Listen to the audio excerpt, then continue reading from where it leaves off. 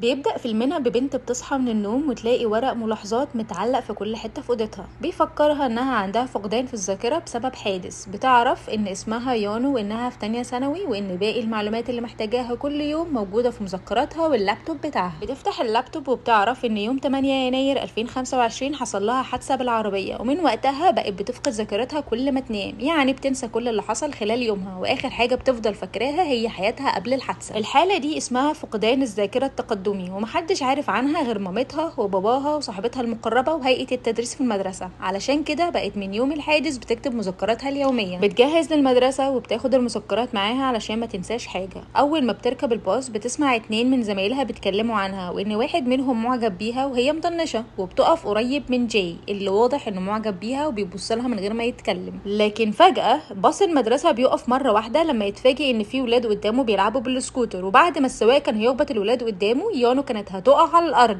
لكن الولد ده بيلحقها وبيمسكها من شعرها وبينقذها، ولكن بيعتذر لها على الموقف الغريب ده، لكنها ما بتردش عليه وبتسيبه وبيمشي. وبيوصلوا للمدرسه وهي ماشيه في حالها وهو ماشي يبص لها من بعيد. اول ما يدخل الفصل يلاقي واحد من زمايله بيحاول ينظف الديسك بتاعه، فبيساله انت ليه ساكت على اللي بيعملوه فيك ده. بعدها يروح لفصل تاني ويزعق للمتنمرين اللي بهدلوا الديسك بتاعه، ويطلب منهم يبطلوا تنمر على دونج ويسيبوه في حاله. بعد كده بنشوف ولد بيقدم ليانو ورد لكنها بترفض وتمشي، فيقولوا انها مغروره رغم انها جميله جدا. فالولد المتنمر يعرض عليه ان هو يعترف لها بحب، ولو عمل كده فهم هيبطلوا يرخموا ويضايقوا دونج. فيرد عليهم ويقول لهم انا غلطان ان انا جيت عبرتكم اصلا، ويسيبهم ويمشي. وبعدها نشوفه قاعد بيصورها وبيتفرج عليها وهي بتلعب، وفجاه توصل له رساله كتير من متنمرين بتقول له بص وراك. بيكون كاتبين على الموبايل جاي بيحب يان. وفي الفصل دونج بيحاول يعتذر له بطريقته الطيبه بسبب اللي حصل مع المتنمرين، وفجاه بيدخل المتنمرين وشلته ويقولوا لهم لو اعترفت لها هنسيبكم انتوا الاتنين في حالكم. فيوافق فعلا ويقول لهم ان هو هيعمل كده، ولكن بشرط ان هم يبعدوا عنهم خالص. بيروح لها ويقول لها تحب تخرجي معايا النهارده. وفي اللحظه دي المتنمرين يقربوا بسرعه علشان يشوفوا لحظه الرفض ويصوروها. هو يكون متوقع منها الرفض، لكنها بتبص له بهدوء وتقول له موافقه.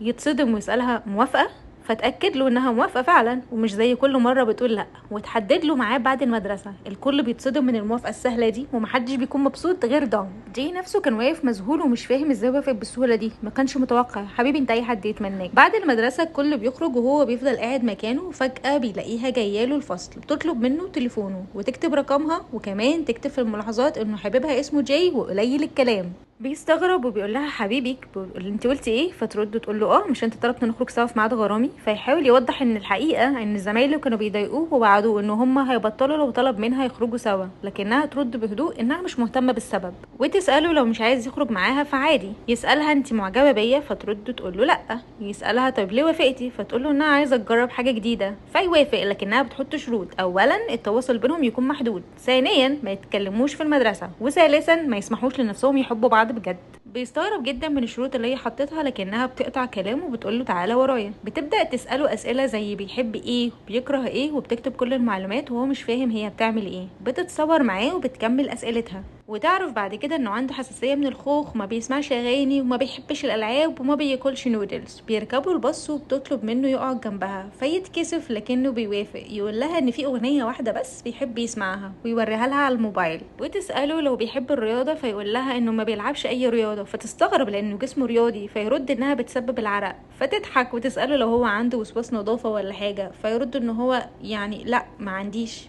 ويقول لها انه مش وسواس، لكن انا بحب بس ان انا ابقى نظيف. فتكتب المعلومه دي. فيسالها انت بتكتبي كل ده ليه؟ فترد عليه عشان انت مختلف مش اكتر. فيقول لها وانت كمان بالنسبه لي مختلفه جدا. بالليل بنشوفه في البيت مع والده مجهز له العشاء ومرتب هدومه ومنظم كل حاجه وبيهتم بيه، وبيقول له يتعشى، لكن والده بيرد عليه ان هو هينام وهياكل بعدين. بيدخل وينام لكنه ما يعرفش ينام، ويفضل يفكر فيها طول الوقت وعايز يكلمها، لكنه بيتراجع عشان هي قالت ان تواصلهم يبقى محدود. تبعت له رساله وتقول له تصبح على خير. تاني يوم يفضل يدور عليها طول الطريق، واول ما يوصل المدرسه يلاقي الكل بيصوروا وبيتكلموا عليه، ويدخل الفصل يلاقي الديسك نضيف جدا ومحدش اتريق على دون ولا ضايقه النهارده. فيقدم له عصير كهديه. وقت الغدا يشوف يانو كان هيقرب يكلمها، لكنه يفتكر الشرط التاني انهم ما يتكلموش في المدرسه، فيعدي من غير ما يقول ولا كلمه. صاحبتها تلاحظ الموقف وتستغرب لان المدرسه كلها عارفه بعلاقتهم وكان المفروض يتكلموا. تروح له وتقول له يبعد عن يان. فيسالها ليه؟ فتقول له لانه هو مش بيحبها. يسالها عرفت منين؟ بتضربي الودع، فترد تقول له ان هو حتى ما سلمش عليها، فيقول لها ان هو عنده فضول يعرف شخصيتها فعلا بس مش اكتر. تطلب تشوف تليفونه، ولما يديهولها المتنمرين يشوفوه فيفتكروا ان هو بياخد رقمها وان هو عايز يكون بتاع بنات. وبعد المدرسه بنشوف جاي مستني يون، فتاخده ويخرجوا يلعبوا كل الالعاب اللي قال لها ان هو ما بيحبهاش، وكمان بتخليه ياكل النودلز مولعه نار اللي هو قال انه ما بيحبهاش، وهو بياكلها علشانها. وتسجل كل ده وهي بتضحك وكانت مبسوطه جدا باليوم ده، ويخرجوا سوا ويتصوروا، ويون تكون مبسوطه جدا باليوم ده. تاني يوم تيجي تجري عليه وهو بيصورها وبيتفرج عليها باعجاب. بعد المدرسه بتخليه يغني لها الاغنيه اللي بيحبها وهي قاعده بتصوره وهو مكسوف جدا. تاني يوم بنشوف المتنمر وهو بيتعجب من الضرب، وجاي واقف يتفرج من بعيد، ولما الضرب بيزيد عليه بيقرر يتدخل ويدافع عنه. اول ما يقرب الولاد يلفوا عليه علشان يضربوه وهو كمان، لكن فجاه حد يصرخ من الشباك ويقول لهم ان هو بيصورهم وهيوري الفيديو للمدرس، فيخافوا ويجروا بسرعه، ويتضح ان يون وصاحبتها هما اللي انقذوهم. ياخدوه بعيد وجاي يحاول يعالجه ويقول له بالراحه، فيرد عليه بعصبيه ويقول له طب عالج نفسك انت. بالليل نشوف بيت جاي ووالدته متوفيه، ووالده حزين جدا ولسه مش قادر يتخطى فراقها، وجاي يحاول يقنعه يخرج ويفكر في حياته بدل ما يفضل حابس نفسه وسط صورها، لكن كلامه ما بيأثرش فيه. قبله فعلا ويكون واضح انها مبسوطه، وهو يكون مجهز لها اكل فتنبهر جدا، ويقول لها ان ده شيء بسيط بالنسبه له لانه متعود يعمل كل حاجه بنفسه في البيت بعد وفاه والدته من 5 سنين. فتحزن علشانه وتحاول تواسيه، فيقول لها انه مستغرب جدا ان هو حابب يقول لها كل حاجه على الرغم معرفتهم ببعض من قريبه مش من فتره بعيده. بتكون مبسوطه جدا بالاكل اللي هو عمله لها وبالمكان اللي هي موجوده فيه. وفي الباص بتنام على كتفه ويفضل باصص لها ويفتكر كلامها لما قالت له رغم ان علاقتنا لسه جديده حاسه اننا نعرف بعض من زمان.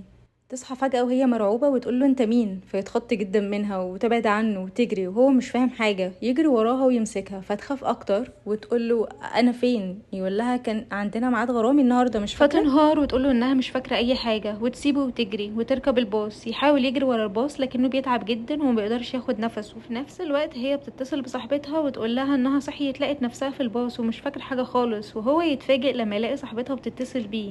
ولكن يوم بتقرا مذكراتها وتفضل تعيط وهي بتقرا عن اول مره طلب منها تخرج معاه وعن الشروط اللي حطتها بينهم. فتنهار اكتر لانها عارفه انها كده كده هتنساه، ولسه هتبكي وهي حزينه على حالها اللي هي ملاش اي يد فيه. بيفاجئها جاي واقف قدامها ولسه هيقول لها هو مين، تقول له انها فاكراه خلاص، وتبدا تحكي له عن مرضها وان ذاكرتها بتتمسح كل ما تنام وبتنسى كل اللي حصل في يومها وتتوتر وما تعرفش تكمل كلامها. فيحاول يهديها ويقول لها مفيش داعي تعرفه كل حاجه دلوقتي لو الموضوع صعب عليها، فتعتذر له لانها كانت انانيه واستغلته. فيرد عليها انها تقدر تستغله عادي، ولو ما كتبتش اللي حصل النهارده مش هتفتكره. ويطلب منها ان هي ما تكتبش اي حاجه وان هي ما اعترفتش باي حاجه وانه ما يعرفش عن مرضها. فتقول له تقصد ايه، فيقول لها ان هو مستمتع بوقته جدا معاها ومش عايز وضعهم يتغير، وعشان كده هيفضلوا ان هم يخدعوا بعض بكره ويعيشوا زي ما هم. تاني يوم يقعد يقرا كتير عن مرضها، وبعد المدرسه يستناها كعادته وهو متوتر مستني يشوف هل هتتكلم عن اللي حصل امبارح ولا لا، ولما ما تقولش حاجه يمشوا عادي. بعدها يقابل صاحبتها ويشكرها انها كلمته،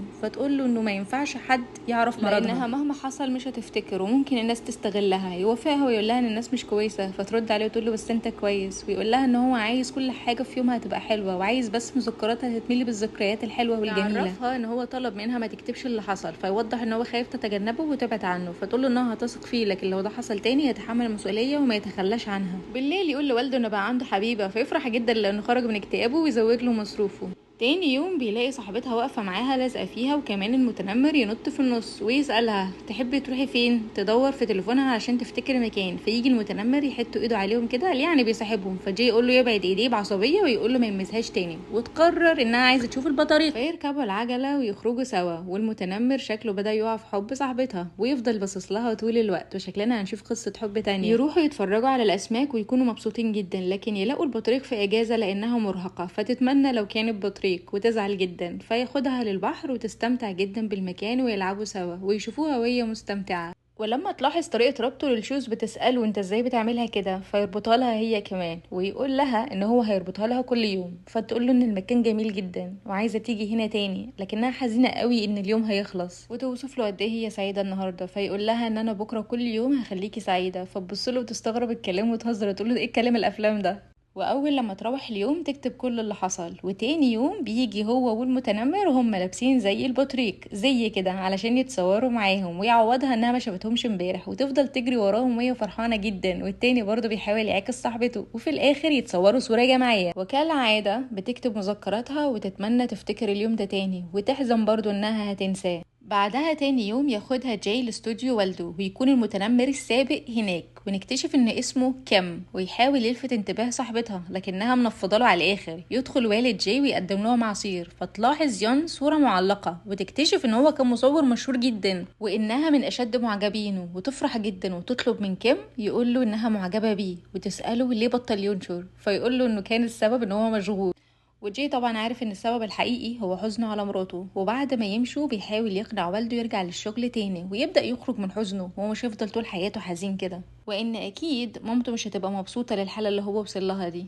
في نفس الوقت يون بتكون سهرانة ومامتها ملاحظة انها بقت تخاف تنام، لان كل ما الايام تبقى سعيدة بيبقى نسيانها اصعب. تبدأ تركز طول الوقت على قراءة مذكراتها، وجاي يحاول يدور على طريقة يخلي ذاكرتها ما تتمسحش، وهي بتحاول ما تنامش علشان تفضل فاكراه. ويون تعمل المستحيل عشان ما تنامش، بيجهز لها هديه، وبالصدفه تكون هي كمان مجهزه له هديه شبهها، يقول لها ان هديتها اجمل لانها عملتها بايديها. قالت له انا صنعتها بنفسي، كنت بعمل الفن ده وانا في الاعدادي تقريبا بس نسيته غالبا. قال لها لا ده ما يتنسيش، ده اسمه ذاكره اجرائيه، ويشرح لها ان ده زي الرياضه والموسيقى والسواقه ودي بتفضل للابد. فتتاكد من الكلام وتحاول تدرب نفسها وترسم احداث اليوم اللي قبله، وتكتب لنفسها اسئله واجابات في المذكرات وتحاول تجاوب عليها. يمكن فعلا تمرن عقلها انه ما ينساش الايام الجميله دي. وجاي بتصور حفله للالعاب الناريه ويبعتها لهم على الجروب، ويبداوا يشتروا حاجات تخلد ذكريات كل يوم. وفي يوم الحفله يخرجوا سوا ويتوهوا العيال وتاخدوه بعيد لسفينه في وسط البحر علشان يشوفوا الالعاب الناريه، ويمسك ايديها وتتاثر جدا وتتمنى لو هي ما تنساش اليوم ده ابدا. فيقول لها بصوت عالي انها مش هتنسى، ويأكد لها ان مش كل الذاكره بتتمسح،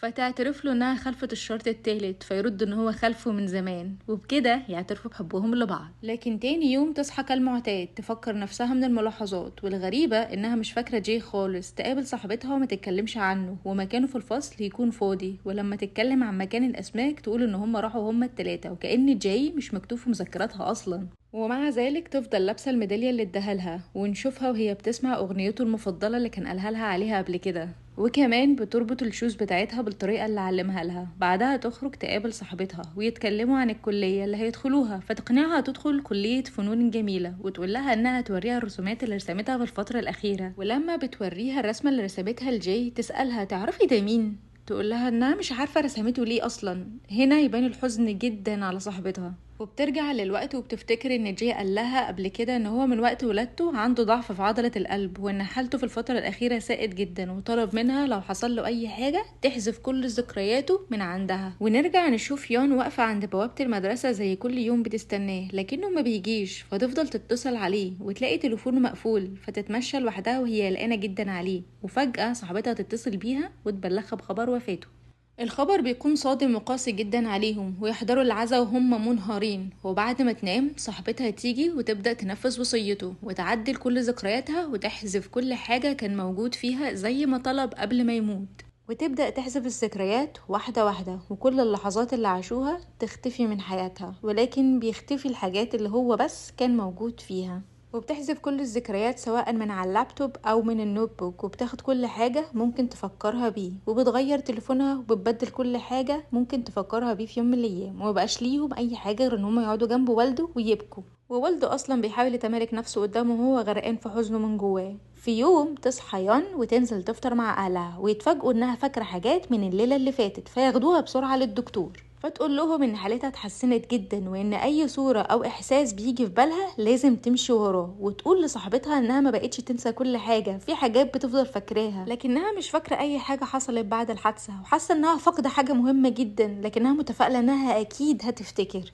الكلام ده يخوف صاحبتها جدا، وتتصدم اكتر لما تدخل اوضتها وتلاقيها رسمة جاي في كل مكان، وبتقول انها نفسها مش عارفة الشخص ده مين. فترجع البيت وتطلع صندوق فيه كل حاجاته وتفضل تعيط. تاني يوم بتاخد الصندوق وتديه ليون وهي منهارة وبتعتذر لها، ويون تبدأ تفتكر كل حاجة مرة واحدة وهي بتشوف الصور وفيديوهات وكل ذكرياتهم سوا. وبعدها يون بتقرر تروح تقابل والده علشان تطمن عليه، فيديها الهدية اللي كانت اديتها له قبل كده، ويقول لها ان في جزء تاني المفروض يكون معاها. تقول له انها مش فاكرة حاجة، فيرد عليها ان الذكريات ممكن تتنسي تدريجيا، لكن اللي بيفضل هو اللي في القلب. فتنهار وتفضل تعيط لانها جوه حاسه بيه، وتبدا تزور كل الاماكن اللي كانوا بيروحوها سوا وتتخيله وهو واقف جنبها، وتعمل كل حاجه ممكن تفكرها بيه. وفي النهايه تقول حتى لو كل الناس نسيتك انا هعمل كل حاجه تخليني دايما فاكراك. وهنا ينتهي الفيلم بنهايه حزينه جدا ما كنتش متوقعاها خالص. يا ريت تقولوا لي رايكم في الكومنتات، ولو كنتم منتظرين نهايه مختلفه. في الاخر اقول لك لو بتحب المحتوى المميز ما تنساش تشترك في القناه وتفعل الجرس، ودايما تبقى عارف ان دعمك بيفرق جدا معايا. الحاجات لسه ما خلصتش، استنونا في الحلقه الجايه في المسلسل الجديد اللي جاي. باي.